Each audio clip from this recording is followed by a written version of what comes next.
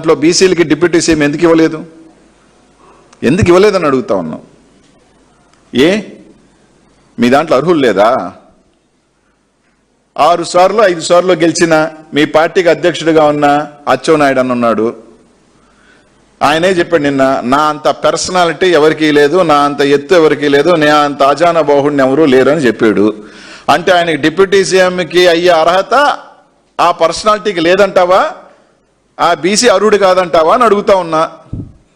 లేదు, పెద్దలు కళా వెంకట్రావు అని ఉన్నాడు, ఆయన కూడా 6 సార్లు 7 సార్లు గెలిచాడు, ఆయన కూడా మీ పార్టీ అధ్యక్షుడిగా పనిచేశాడు, ఆయనకన్నా ఇవ్వచ్చుగా.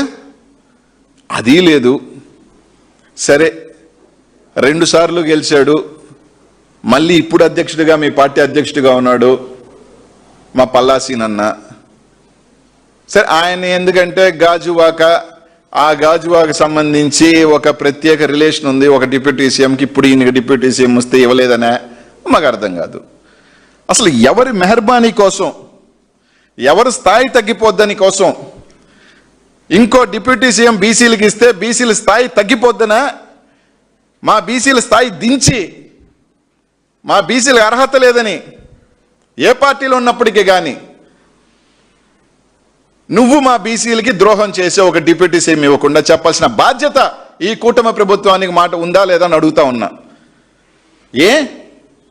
ఒకసారి ఎమ్మెల్యే అయినా డిప్యూటీ సీఎం అర్హుడైనప్పుడు 6 సార్లు 7 సార్లు అయినా మా అచ్చవన్న, మా వెంకటరామన్న వీళ్ళు అర్హులు ఎందుకు కాకుండా పోరు? అంటే మా బీసీలకి శక్తి, సామర్థ్యం, తెలివితేటలు లేవని మీ అభిప్రాయం అని అడుగుతా ఉన్నాం. ఎవరు బాధపడతారని, ఎవరి కోసం నువ్వు మా బీసీలని అవమానపరిచావు, నిజంగా అవమానపరిచావు.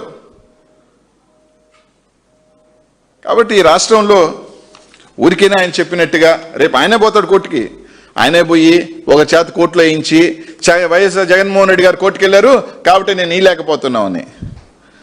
ఏ రోజు బడుగు బలహీన వర్గాలకి ఈరోజు మీరు రిజర్వేషన్లు తీసుకున్న శాసనసభలో కానీ, పార్లమెంట్లో, లోక్సభలో కానీ తీసుకున్నా దాదాపు 0.5% సీట్లు ఇచ్చిన ఘనత వైఎస్ఆర్ కాంగ్రెస్ పార్టీది, జగన్మోహన్ రెడ్డి గారికే సొంతం అని చెప్పి ఈరోజు తెలియజేస్తా ఉన్నాం. ఎక్కడైనా కానీ, ఏ ఒక్క స్థాయిలో కానీ ఈరోజు జగన్మోహన్ రెడ్డి తీసుకొచ్చిన దాన్ని తూచా తప్పకుండా పాటించాల్సిన పరిస్థితి ఈరోజు నీకు వచ్చింది.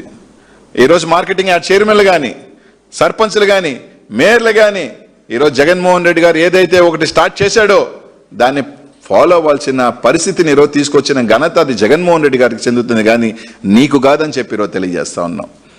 గతంలో ఎన్నిసార్లు మీరు అధికారంలో ఉన్నప్పుడు 100 చెప్పేవాడు, నోటికి అదుపు ఉండేది కాదు, ఎంత ఇష్టం వస్తే అంత మాట్లాడేవాడు. ఒక అమ్మ అబ్బకి పుట్టుంటేనే పరుష పదజాలాలు కూడా వాడిన వ్యక్తి ఈ అనిల్ కుమార్ యాదవ్. ఇప్పుడు పరిస్థితి బాగాలేదు కదా, అధికారంలో లేడు కదా, ఇప్పుడు మాత్రం కొంచెం సైలెంట్ అయ్యి గారు అనే పదాలు వాడుతూ నేను ఒకటే చెప్తున్నా అంటున్నాడు. అప్పుడైతే 100 చెప్పేవాడు. క్వాడ్జితో వేసిన అక్రమ మైనింగ్ కేసుల్లో, ఎస్సీ ఎస్టీ అట్రాసిటీ కేసుల్లో, కోర్టులో ఉండేటువంటి ఫైళ్లు తగలబెట్టిన కేసుల్లో ప్రముఖ ముద్దాయిగా కాకాని గోవర్ధన్ రెడ్డి జైల్లో ఉన్నాడు. జైల్లో ఉండే కాకాని గోవర్ధన్ రెడ్డిని జగన్మోహన్ రెడ్డి కలవడానికి అత్యుత్సాహం చూపిస్తున్నావు. ఈ అత్యుత్సాహం అన్న అసెంబ్లీ వెళ్ళడానికి, అసెంబ్లీలో కూర్చోవడానికి, అసెంబ్లీలో కూర్చుని ప్రశ్నించడానికి ఆ అత్యుత్సాహం ఏదో అన్న వైపు చూపించు. 11 సీట్లు వచ్చినాయి. పులివెందుల, రాజపేట, బద్వేలు, పొంగనూరు, తంబాలపల్లి, ఆలూరు, మంత్రాలయం, దర్శి, ఎర్రగొండపాలెం, పాడేరు వరకు 11 సీట్లు వచ్చినాయి. 11లో అన్న కూడా పులివెందుల నుంచి శాసనసభ్యుడు 10 మందిని పోనివ్వట్లేదు, అన్న రావట్లేదు. కాబట్టి అనిల్ కుమార్ యాదవ్ అన్నని ఫస్ట్ అసెంబ్లీకి పంపించు, తర్వాత నెల్లూరుకి రప్పించు. అంతే తప్ప ప్రజలకు న్యాయం చేయాల్సిన చోట మాత్రం ఉండకపోగా ప్రజల్ని ఇబ్బంది పెట్టే చోటకు రానివ్వడం. బంతిని ఎంత గట్టిగా కొడితే అంత వేగంగా వెనక్కి వస్తుంది అంటున్నాడు. ఇది న్యూటన్స్ థర్డ్ లా, అంటే చర్యకి సమానమైన వ్యతిరేక దిశలో ప్రతి చర్య ఉంటుంది.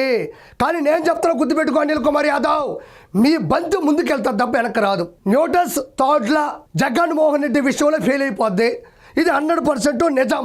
బంతి ఎంత గట్టిగా కొడితే అంత గట్టిగా వస్తుంది. ఇది నిజమే. న్యూటన్స్ థర్డ్ లా ప్రకారం చర్యకు వ్యతిరేక దిశలో సమానమైన ప్రతి చర్య ఉంటుంది. బట్ జగన్మోహన్ రెడ్డి విషయంలో బంతి ఫెయిల్ అవబోతుంది, న్యూటన్స్ థర్డ్ లా కూడా ఫెయిల్ అయిపోతుంది. రానున్న 2029లో పూర్తిగా పార్టీయే ఫెయిల్ అయిపోతుంది. కాబట్టి ఇంకా మనం అన్నీ ఆపుకుంటే మంచిది. Thank you so much.